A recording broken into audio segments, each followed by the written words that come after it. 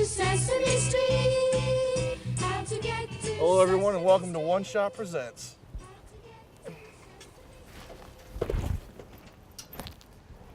I'm Brick. And I'm Tiger.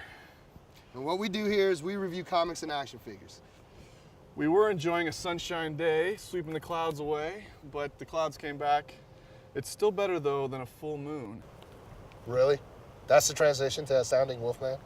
Well, the sun and the moon and the... Please stop. Please. For this week's comic book of the week, we've chosen Astounding Wolfman #6 by Robert Kirkman and Jason Howard. Now, for those of you who aren't familiar with the Astounding Wolfman, it takes place in the universe Kirkman has set up with Invincible and Brit.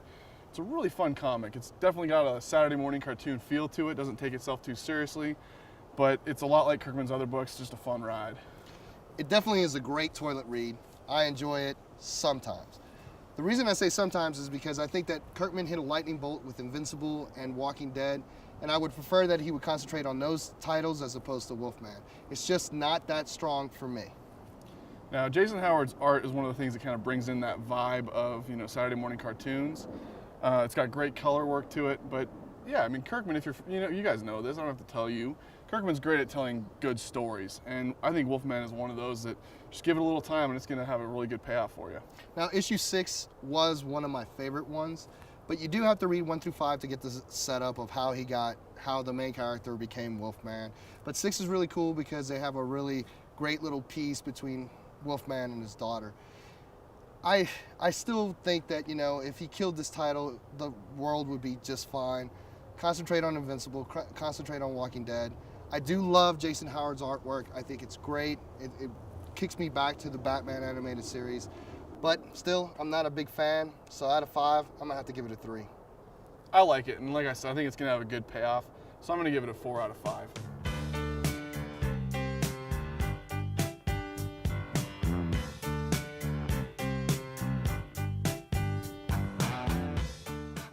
Now, we did have an opportunity to meet Jason Howard and talk with him about doing the art for Wolfman when we were at the Emerald City Comic Con. So let's check that out. I saw a werewolf with a Chinese menu in his hand, walking through the streets of Soho. We're here with Jason Howard, artist for the Astounding Wolfman. I apologize. But pleasure to meet you, sir. We just were wondering if you'd like to tell us a little about your place in the Kirkman universe, I guess. Well, I'm drawing the Astounding Wolfman, as you mentioned. And it's going really well. We just announced that we're going to monthly. And, for me as an artist, it's a lot of fun working with Robert on the book. And we're just trying to make it as good as we can. And I'm trying to compete with all his other artists. And, it puts a bar up there that I have to try to hit. So I'm not there yet, but, I'll get there. Right on. Well, we love your style. What have been some of your inspirations for where you get your style or who you try to emulate and things like that? Artistically, like the artists that I like, a lot of them don't tend to look like this. Like, I'm a big fan, though, of a lot of the Gaijin Studios guys like Dave Johnson, Brian Stelfreeze, Cully Hamner, and a lot of them tend to have a cleaner style, so I think that's influenced me. I grew up obviously watching a lot of the Batman animated cartoons, and that sort of seeped in, a little Bruce Timm stuff. And, other than that, it's just, I've done a lot of indie stuff over the years, and I've worked through a lot of style stuff.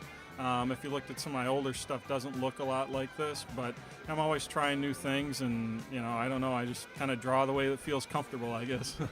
Is there other things that are coming out along the way that we should know about besides the Astounding Wolfman you're working on?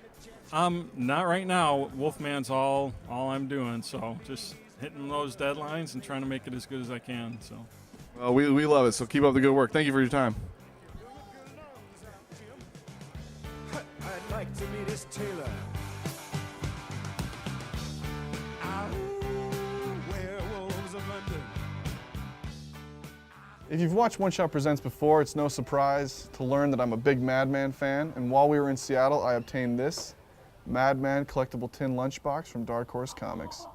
It's kind of a harder bit of merchandise to find, but it's worth it if you do. It comes with artwork from Mike Allred. It's got all the classics, Frank, Joe, It Girl, Dr. Flem. But it's awesome. I usually carry action figures in it or important legal documents. But today, lunch.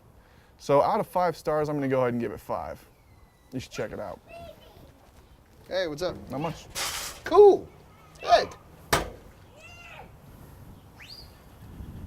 Why isn't this hard boiled? I didn't know you wanted it hard-boiled. You told me to bring an egg, so I brought you an egg.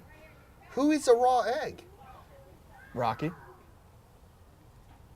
Speaking of hard boiled, for this week's graphic novel review, I've chosen Hard Boiled by Frank Miller and Jeff Darrow. That's a good transition.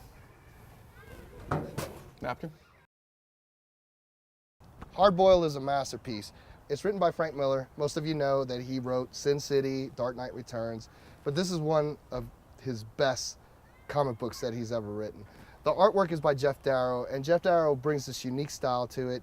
He introduces these bulldogs that's on just about in every panel. I don't know what's going on with that, but it's what makes the story really interesting is that the artwork and the writing meld. Frank Miller and Jeff Darrow, from what I understand, they didn't even know what the other one was doing, and so when they collected their information together, they created Hard Boiled, and I think that that's what made the story really interesting. It's about Nixon. He's an android. He's trying to figure out how he became an android or who he is. So it's like an eternal life kind of question. It's a great, great read. Out of 5, I'm going to give it a 5.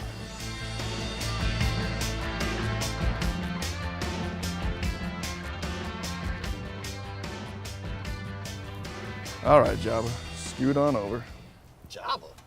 Jabba the Hutt? I know who he is. Anyway, tune in next week when we review more comic books and more action figures. We'd also like to thank our sponsor, Night Flight Comics, and let you know that this week's episode was brought to you by the letters A, R, and the number 3. See you guys next week. Thanks for that egg. You cannot complain about that egg. You said, Tiger, bring me an egg. I brought you an egg. You did not say, Tiger, bring me a hard-boiled egg. Had you done so, I can guarantee you that egg would have been hard-boiled. Who eats a raw egg? I told you, Rocky eats raw eggs. Rocky's not even real. He could beat you up.